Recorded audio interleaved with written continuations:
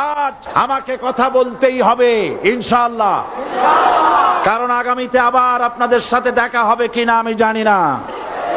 কথা বলতেই হবে। বসেন, কেউ দাঁড়িয়ে থাকবেন না। আমি দেখতে পাচ্ছি বাংলাদেশের ভাগ্য আকাশে উত্তর গগনে কালো মেঘ জমা হয়েছে। ঝড়ের পূর্বাভাস লক্ষ্য করছি। যদি মোকাবেলা করতে না পারেন সক্ষম ভাবে, এমন অন্ধকার গাঢ় কালো অমাবস্যার রাত আসতে পারে যার সুবে সাদেক হওয়া অসম্ভব। সুতরাং আপনারা কি কাপুরুষের মতো কাফের মুশরিকদের গোলামি করে মরতে চান? বিড়ালের মতো 500 বছর বেঁচে থাকার কোনো লাভ নাই। সিংহের মতো 1 ঘন্টা বাঁচতে চাই। আমাদেরকে বলা হয় সাম্প্রদায়িক উস্কানিমূলক কথা নাকি আমি বলি। পত্রপত্রিকা দিছে না তারা? সাম্প্রদায়িক উস্কানি কথা, সাম্প্রদায়িক উস্কানিমূলক কথা বলি। সেই জন্যই বোধহয় শত শত মুসলিম আমাদের কাছে এসে মুসলমান হয়। মানুষে আর বোকা বানানো যাবে না। যাবে কি? আর বোকা বানানো যাবে? তারপর বলছে কি? এরপরে বলছে আমাকে বলছে রাজাকার। শুনে রাখো, চট্টগ্রামের লক্ষ লক্ষ জনতা, পার্লামেন্টে যখন আমাকে এই কথা বলা হয়েছিল, আমার পার্লামেন্টের কলিগ জাফরুল্লাহ চৌধুরী সাহেব বসে আছেন এখানে। হ্যাঁ, জাফরুল ইসলাম চৌধুরী বসে আছেন পাশে। প্রধানমন্ত্রী সুদ্ধা, অন্তত 3 শতাধিক পার্লামেন্টের সম্মানিত সদস্যরা সেদিন বসা। 1997 সনের বাজেট বক্তৃতা যখন আমি করতেছিলাম, ডক্টর কুদরতে খোদা, নাম রাখছে কুদরতে খোদা, আসলে গজবে খোদা। এ লোকটি নাস্তিক, ইসলামের চূড়ান্ত দুশমন। তার প্রণীত শিক্ষা ব্যবস্থার যখন সমালোচনা করছিলাম, ট্রেজারি বেঞ্চ থেকে আমাকে বলা হলো রাজাকার। আমি আমার সমস্ত শক্তি একত্রিত করে বলেছিলাম শুধুমাত্র হিন্দুস্তানের রাজাকারেরাই আমাকে রাজাকার বলতে পারে।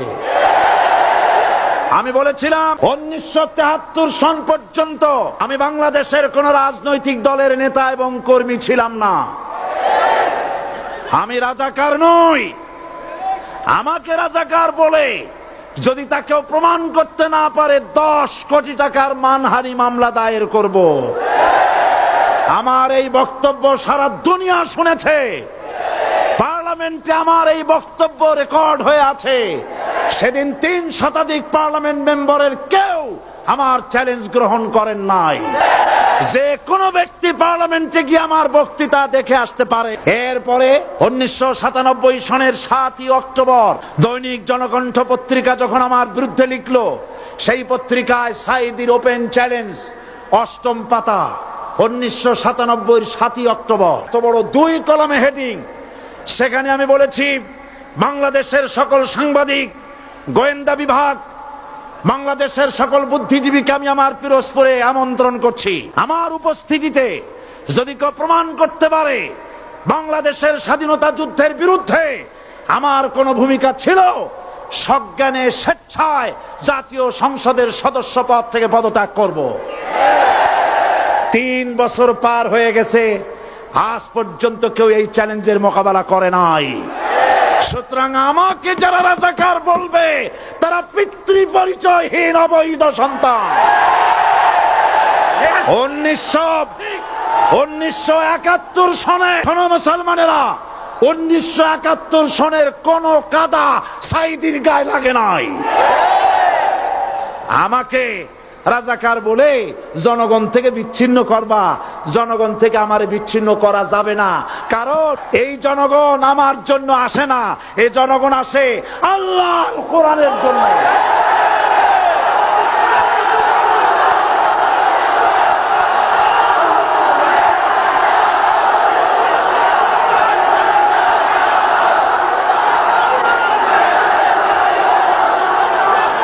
আজকে আর যারা ইসলামের কথা বলে, যারা ইসলামের কথা বলে তারাই রাজাকার, তারাই মৌলবাদী। মৌলবাদী বললে আমরা অসন্তুষ্ট হই না, কারণ মৌলবাদী শব্দটা আসছে মূল থেকে। মৌল শব্দ এসেছে মূল থেকে। মূলবাদী তার মানে যারা মূলে আছে, মূল হলো কোরআন, মূল হলো হাদিস, মূল হলেন আল্লাহ, মূল হলেন আল্লাহ রসুল। আমরা আছি মূলে। এখন বলেন তো মূলের শক্তি বেশি না আগার শক্তি বেশি? আমাদের যারা মৌলবাদী বলে ওরা হলো আগাবাদী। মূলে আছে কত কোটি? 12 কোটি। মূলে আছে কত কোটি? আর আমাদের যারা মৌলবাদী বলে ওই থাকো গাছের আগায়, আমরা মূলে। লাভালাভি বেশি করবা না, 12 কোটিতে গাছের গোড়া আসতে নানা দেবে, মামু বাড়ি দিল্লি গিয়ে পড়বা, বাংলার জমিনে জায়গা হবে না। এ কথা বিশ্বাস করো। বাংলাদেশের মুসলমানদের শরীরে এক বিন্দু রক্ত থাকতে শয়তানের তৈরি করা ধর্ম নিরপেক্ষ মতবাদ বাংলার জমিনে কায়েম হতে দেওয়া হবে না, হবে না।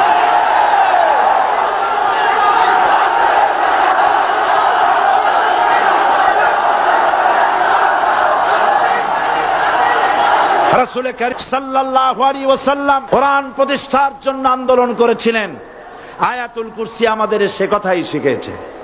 আল্লাহ রাব্বুল আলামিন বলেন, আল্লাহু লা ইলাহা ইল্লা হুয়াল হাইয়ুল কাইয়্যুম। প্রাণ খুলে পড়েন, আল্লাহু লা ইলাহা ইল্লা হুয়াল হাইয়ুল কাইয়্যুম। আল্লাহ হচ্ছেন তিনি, যিনি ছাড়া কোনো ইলাহ নাই, আইনদাতা নাই, বিধানদাতা নাই। আমরা মানুষের তৈরি করা আইন মানি না। 12 কোটি মুসলমানের দেশে আইন তৈরি করবে মানুষ, আমরা মানব না। পার্লামেন্টে তৈরি হতে হবে কোরআন দিয়ে, পার্লামেন্টে আইন তৈরি হতে হবে কোরআন দিয়ে। সুতরাং ভয় যতই পান আর যতই ষড়যন্ত্র করেন, 4 দল যখন একত্রিত হয়েছে, ঐক্যবদ্ধ থাকবে, সরকার ঐক্যবদ্ধভাবে গঠন হবে, নির্বাচন ঐক্যবদ্ধভাবে হবে এবং কোরআন হবে, আল কোরআনের পার্লামেন্ট হবে বাংলাদেশে।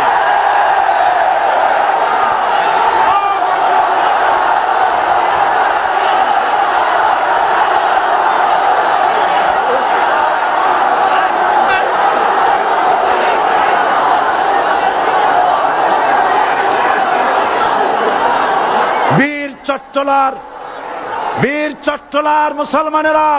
চট্টলার মুসলমানেরা স্বাধীনতার ঘোষণা, এই চট্টগ্রাম থেকে স্বাধীনতার মহান ঘোষক প্রেসিডেন্ট জিয়াউর রহমান সাহেব দিয়েছিলেন। এই চট্টগ্রাম থেকেই ইসলামী রাষ্ট্রের ঘোষণা হবে।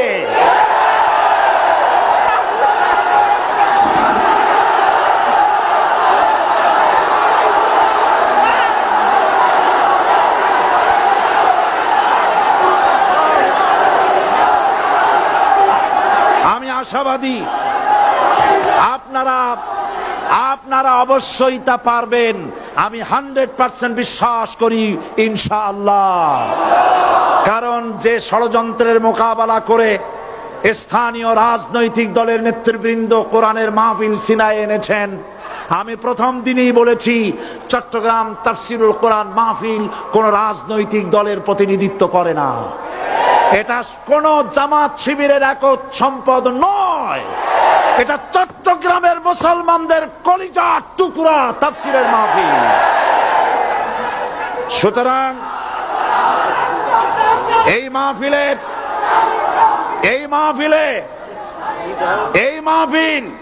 চট্টগ্রামে থাকবে ইনশাআল্লাহ কিয়ামত পর্যন্ত। 144 ধারা 288 হয়ে গেছে, ষড়যন্ত্র পায় পায় চলে গেছে। আমি ওই সব ছেলেদের বলি, সরকারি দলের ছাত্র হইয়া মুসলমানদের বিপক্ষে যাইও না।